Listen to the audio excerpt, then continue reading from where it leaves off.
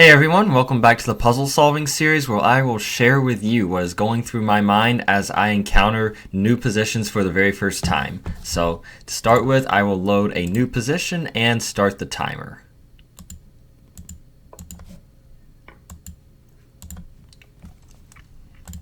So the first thing I notice about this position is high urgency. We are very close to getting checkmated. If we don't do anything right now, then we're just falling into a checkmate with rook g7 and rook takes h7. So we will need to address that.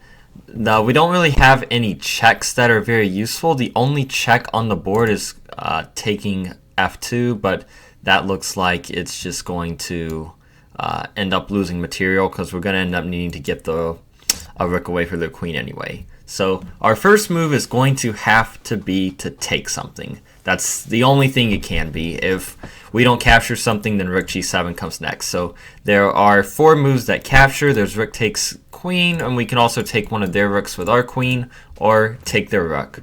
Right away, I don't like rook takes rook on f7 because then queen takes c8.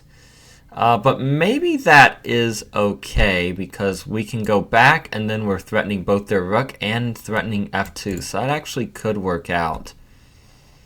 Yeah, maybe I wanted to dismiss that right away because it hung the c7 rook, but that deserves some attention. So let's say we go rook takes f7. Queen takes c8 is forced. They can't take back on f7 because then we take their queen. I don't think they have anything else, so they will take. And then we will go back to f8, and then from that point their queen is under attack, and f2 is under attack, and their rook is also hit. So they have a bunch of different things that they have to deal with. They don't have any good rook moves to help defend anything, like because their queen is hanging, and any queen moves to help defend. Yeah, I think they're just in a lot of trouble there.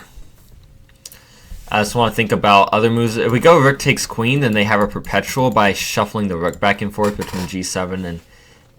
actually, more than a perpetual. No, it's not more than a perpetual. It's not mate, because the rook x-rays defense. They can't play rook d to g7, but they at least have a perpetual. All Lichess puzzles require a win, so that can just be dismissed right away. And queen takes rook can be dismissed, because queen takes, and that doesn't give a winning position. Actually, just still losing. And same thing with queen takes rook here. Just rook takes, and black's not winning that. So actually, yeah, we need to go rook takes f7.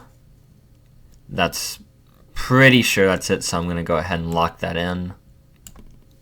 And queen takes c8.